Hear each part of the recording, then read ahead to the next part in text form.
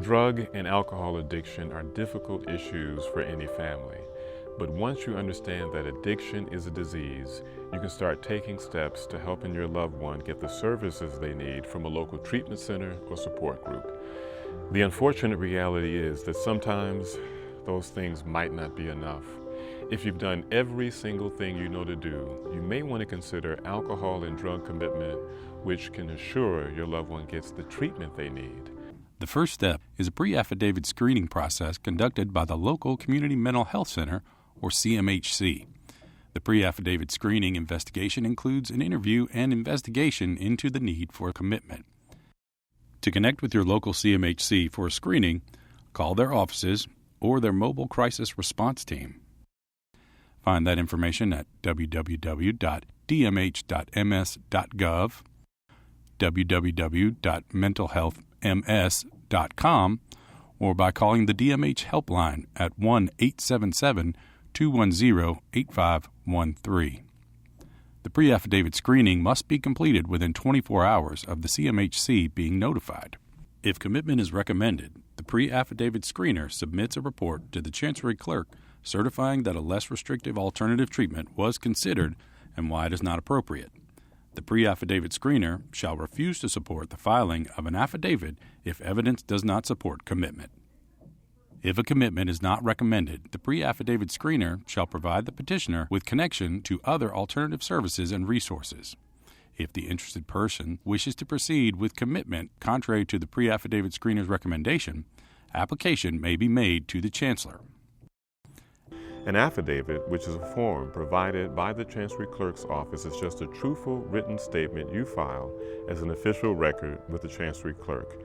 If you need to find the contact information for the Chancery Clerk's office, visit the Mississippi Chancery Clerks Association website at mschca.org.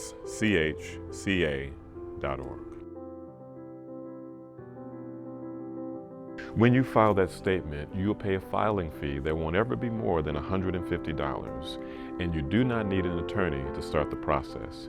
If you are unable to pay the filing fee, the Chancery Clerk can provide specific eligibility requirements and instructions on how you can file for a waiver. After you file, the judge will set a date for the hearing, which will be held within 3 weeks. The person in need of treatment will also receive a notice of the hearing and a copy of the statement 3 or more days before the hearing. If your loved one doesn't have an attorney, the judge will appoint one before the hearing. During the hearing, the judge will listen to the evidence with or without the person in need of treatment so that you or others who may be affected have the right to appear at the hearing and share why you think they need treatment. The judge will also decide whether your family member needs to be examined by a doctor, and if that person is found to need treatment, then the judge can send them to a state treatment program for between 30 and 90 days.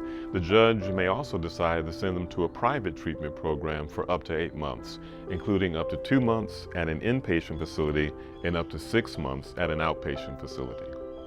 The judge may also order outpatient treatment as an alternative to inpatient treatment, but if your loved one fails or refuses to comply, and that failure is documented with the court, the judge can send them to an inpatient treatment program. It's also important to know that a written request for a hearing can be filed by your loved one within 10 days of a commitment order to inpatient treatment. The Chancery Court will send all required legal documents to the state hospital's admission office, and admission will be scheduled when a bed is available. Your loved one can also be referred to a community mental health center in their area for residential treatment. It's important to know the court will maintain jurisdiction over people who are committed for 1 year after they've completed their programs. So before you file an affidavit for drug and alcohol commitment, you should contact your local community mental health center to learn about services and support that can help you avoid a commitment. The help you and your family needs may be a lot closer than you may think. For more information or to locate your local community mental health center, call the Mississippi Department of Mental Health Helpline at 1-877-210-8513 or visit dmh.ms.gov.